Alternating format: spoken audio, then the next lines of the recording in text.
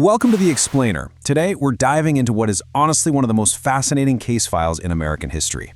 We're going to examine a true crime story that feels like it was ripped straight out of a Hollywood movie script, except every single detail we're about to cover actually happened.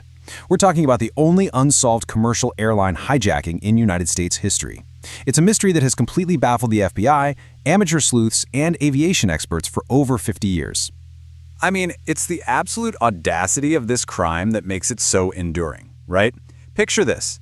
On the day before Thanksgiving in 1971, a man hijacks a plane, collects an absolute fortune in ransom money, and then just parachutes into the freezing night sky, leaving almost zero trace behind. He was never identified, he was never caught, and honestly, it's never been confirmed if he even survived. Okay, let's dive into this case file. We'll be walking through the methodical hijacking, that infamous jump into the darkness, the massive NORJAK investigation, the 1980 ransom discovery, the unconfirmed suspect lineup, and finally, where this enduring aviation mystery stands today. Part 1. The Methodical Hijacking, November 24th, 1971. So our timeline kicks off on November 24th, 1971. A pretty quiet guy in his mid-40s walks up to the Northwest Orient Airlines counter in Portland, Oregon. He pays cash for a one-way ticket to Seattle, simply giving his name as Dan Cooper. He was well-dressed, business suit, black tie, white shirt. He boards Flight 305, a Boeing 727, takes his seat, and calmly orders a bourbon and soda while waiting for takeoff. There was literally nothing about him that suggested the incredible sequence of events he was about to set into motion. But shortly after 3 p.m., Cooper passes a note to a flight attendant. It stated that he had a bomb in his briefcase and demanded she sit right beside him. And to prove he was serious, he opened his attaché case just enough for her to see this terrifying tangle of wires and red cylindrical sticks. With chilling calm, he issued his demands: $200,000 in $20 bills and 4 parachutes. The pilots quickly radioed the authorities, and at 5:45 p.m., the plane landed in Seattle. Authorities complied. Cooper released all 36 passengers in exchange for the money and the parachutes, but he kept several crew members, including the pilots, on board. By 7:40 p.m., they were back in the air, instructed to head toward Mexico City.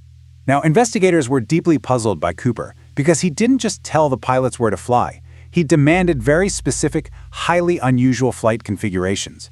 He ordered the cabin to remain unpressurized, demanded a specific altitude, instructed that the flaps be lowered, and insisted the landing gear stay down.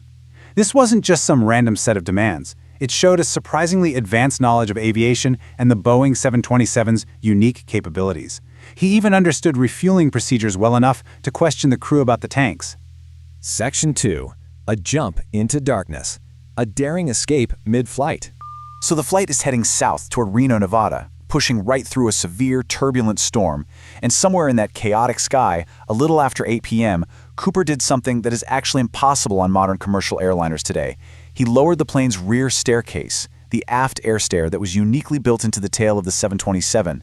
He strapped the $200,000 to his body, put on one of the parachutes, and just stepped out onto those stairs, and then he jumped.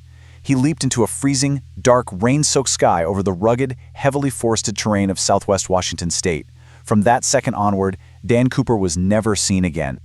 Part 3. The massive NORJAK investigation. The FBI's frantic search for evidence. The exact moment that plane landed safely, the FBI launched a massive search called NORJAK, short for Northwest Hijacking. Agents scoured the rugged wilderness where they calculated he might have landed, and they practically took the aircraft apart looking for forensic evidence. But Cooper had been incredibly careful. He demanded that the flight attendant return every single note he had written, and he even retrieved a used matchbook so he wouldn't leave any fingerprints behind. The only things he actually left on that plane were a black clip-on tie and a tie clip, which he took off right before he jumped into the storm. The sheer scale of the manhunt that followed was completely unprecedented. I mean, over 800 suspects were considered in just the first 5 years of the NORJAK investigation alone. Agents tracked leads across the entire country, interviewing hundreds of people, trying to find anybody who matched the physical description or had the unique skill set required to pull a stunt like this off. But as investigators dug deeper, a fascinating contradiction emerged in Cooper's profile. On one hand, you have this incredibly careful planning, leaving almost no physical trace in the cabin. But on the other hand, there was a potentially fatal, critical oversight. Because while Cooper asked for 4 parachutes, he completely failed to notice that one of the backup parachutes the authorities gave him had actually been sewn shut. It was a dummy chute meant strictly for classroom training and literally could never have been used for a jump. This huge mistake made investigators seriously question their initial theory that Cooper was some highly trained military paratrooper. Section 4. The 1980 ransom discovery. A massive breakthrough along the Columbia River. For years, the trail was just completely cold. No trace of Cooper and no trace of the money. That is, until February 1980, so nearly 9 years after the hijacking. A young 8-year-old boy was digging a fire pit in the sand along the banks of the Columbia River near a place called Vandalia, Washington, when he suddenly uncovered a decaying package. Inside that package was exactly $5,800 in heavily decomposed $20 bills. The FBI immediately checked the serial numbers against their master list of the ransom money, and it was a perfect match. This was the first and really the only confirmed piece of physical evidence ever found outside the aircraft. It instantly reignited public fascination with the case.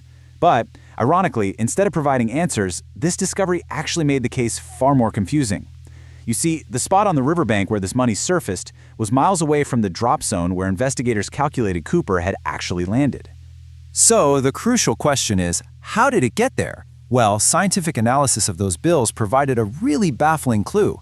Experts found specific microscopic algae, microorganisms on the recovered cash, and the type of algae present strongly suggested that the money didn't enter the water immediately in November 1971. The science actually pointed to the money entering the water months later. Did Cooper survive, bury some of the money, and then it wash downriver? Did he drop it midair? To this day, no other bills from that $200,000 ransom have ever been found in circulation. Section 5. An unconfirmed suspect lineup. 50 years of theories and dead ends.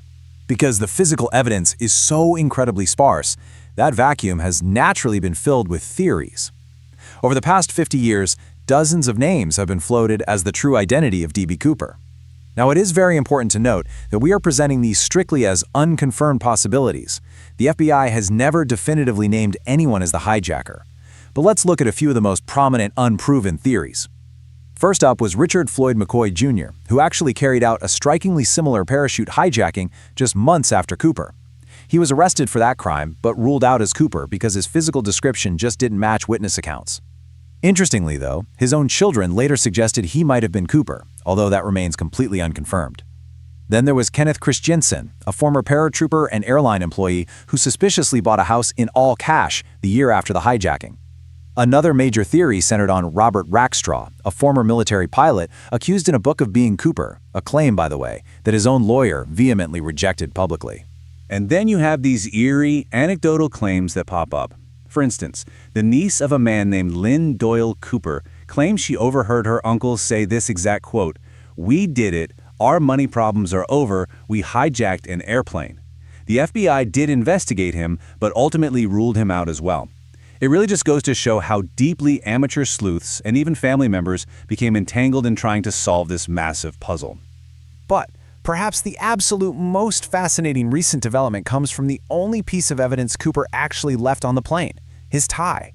In 2025, newly released FBI files revealed a staggering scientific detail. That simple clip-on tie contained more than 100,000 microscopic particles. And we're not just talking about everyday dust here. Scientists found rare metals like titanium and bismuth. This massive revelation fueled intense speculation that whoever Cooper was, he might have worked in a very specialized manufacturing environment, possibly with deep ties to the aerospace industry. Section 6. An enduring aviation mystery. Where the D.B. Cooper case stands today. So despite all these tantalizing clues, the algae on the money, the titanium on the tie, the literal hundreds of suspects, the true identity of the man who jumped from Flight 305 remains entirely out of reach.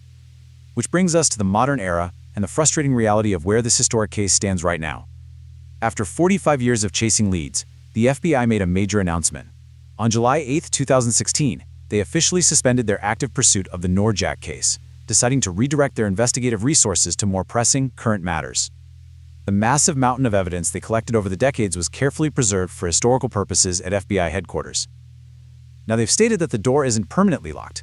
You know, if specific physical evidence were ever to surface, like the missing parachutes or more of the actual ransom money, they absolutely still want to hear from the public.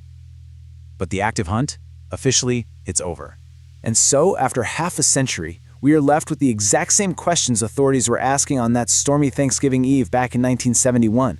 Did D.B. Cooper actually survive his jump into the freezing darkness? And if he did, who was he really? It remains the ultimate unsolved aviation mystery, kept alive by journalists, true crime enthusiasts, and people like you, just trying to put the pieces together. Thank you so much for joining me on this explainer. Keep questioning, keep exploring, and I'll see you next time as we dive into another incredible topic.